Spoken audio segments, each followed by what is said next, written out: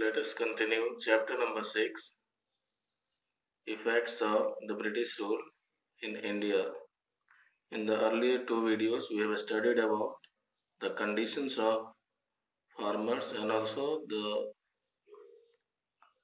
condition which led to the decline of Indian industries during the British rule, the various policies that were adopted by the British, which led to the downfall of agriculture and industrial setup in India, and the scenario which created a lot of unemployment in our country. Now, this is the last video or the last part of this chapter, and our topic is suspicion about the reforms. In the previous video, we have studied about many uh, social reformers. Among them, the main prominent was Raja Ram Mohan Roy, and his effort was recognized by the British government. And when Lord William Bentinck came to India as the Governor General in 1829, he passed a law which banned the practice of sati in India.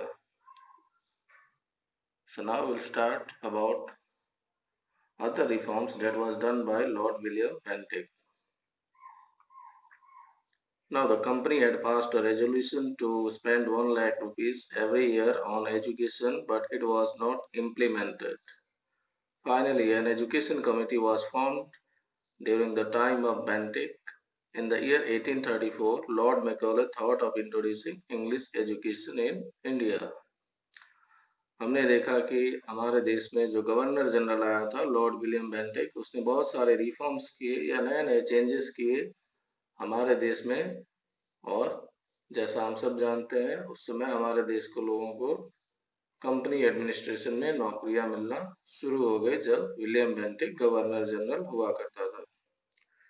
इसी समय इसने एक resolution pass कराया जो British सरकार हर साल 1 लाख रुपए जो है एजुकेशन या शिक्षा पे खर्च करेगी। और इसी स्कीम के तहत एक एजुकेशन कमेटी बनी और उसी ने 1834 में 1834 में लॉर्ड मैकॉले ने सोचा इंग्लिश एजुकेशन इंडिया में शुरुआत करने की। However, the educational method advocated by Macaulay could benefit the youth. लेकिन ये सिर्फ युवाओं के लिए ही था, या जो young people थे, they were more attracted or they were more of receiving this English education. Indians lost the advantage of acquiring the ancient knowledge and skills developed by their ancestors.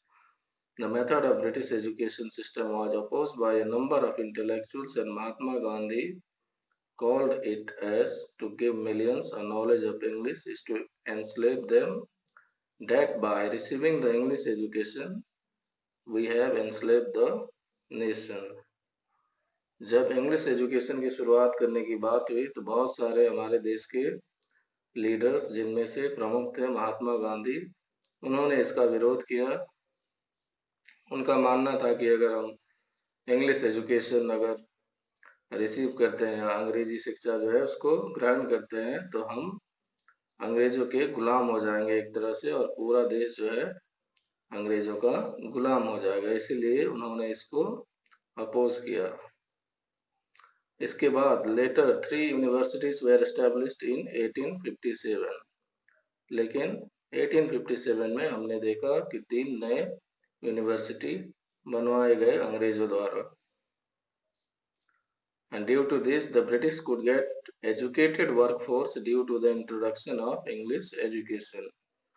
और अगर इसी तरह से इंग्लिश एजुकेशन जो start हो गई भारत में, तो अंग्रेजों को एक एजुकेटेड या शिक्षित लोग जो थे वो मिलने लगे उनके कंपनी एडमिनिस्ट्रेशन में काम करने के लिए। Alongside it also developed nationalistic thinking among the educated Indians. साथ ही साथ जो ये इंग्लिश एजुकेशन आया, इससे फायदा अंग्रेजों को ही नहीं बल्कि हमारे देश के लोगों को भी हुई, और वो अपने देश के बारे में सोचने लगे और एक नेशनलिज्म की जो भावना थी धीरे धीरे उनमें उसकी शुरुआत हो गई।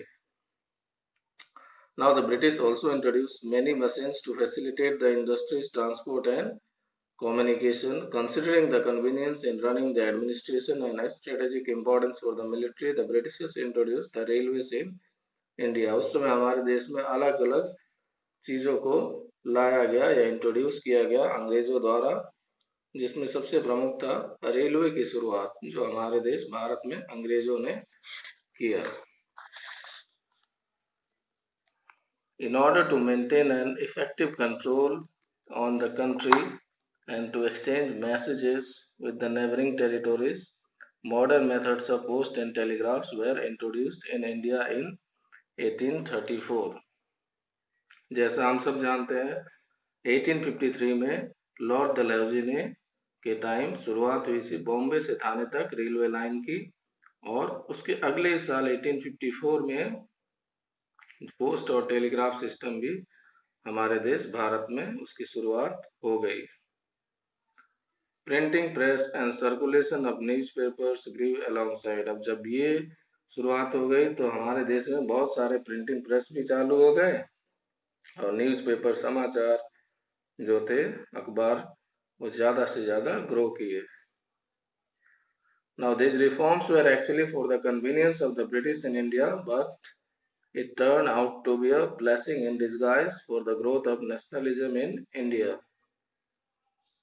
असल में अंग्रेजों ने अपने फायदे के लिए ये सारे जो नए नए चेंजेस किए थे या इंट्रोडक्शन किए थे नए नए टेक्नोलॉजी के और पोस्टल सिस्टम रेलवे सब अपने एडमिनिस्ट्रेशन को एफिशिएंट और स्ट्रॉन्ग बनाने के लिए किए थे, लेकिन साथ ही साथ इसने भारतीयों में या हमारे देश के लोगों में नेशनलिज्म की भावना भी जो है उसकी शुरुआत कर दी।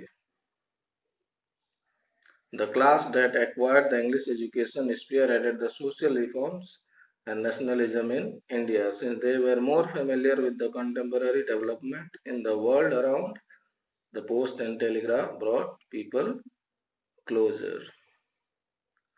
जिन लोगों ने इंग्लिश एजुकेशन को रिसीव किया उन्होंने ही हमारे देश में समाज सुधार का काम किया और नेशनलिज्म की जो भावना थी, अपने देश से राष्ट्र प्रेम की भावना, उसको उन्होंने और ज्यादा लोगों में फैलाया। और जब पोस्ट और टेलीग्राफ आ गए तो लोग जो थे आपस में मैसेजेस एक्सचेंज करने लगे, जिससे अंग्रेजों के खिलाफ हमारे देश में नेशनलिज्म की भावना और ज्यादा मजबूत हो गई, जो हम देखेंगे इसके अगले ही 2 साल बाद 1857 में एक रिवोल्ट होगा जिसे बोला जाता है रिवोल्ट ऑफ 1857।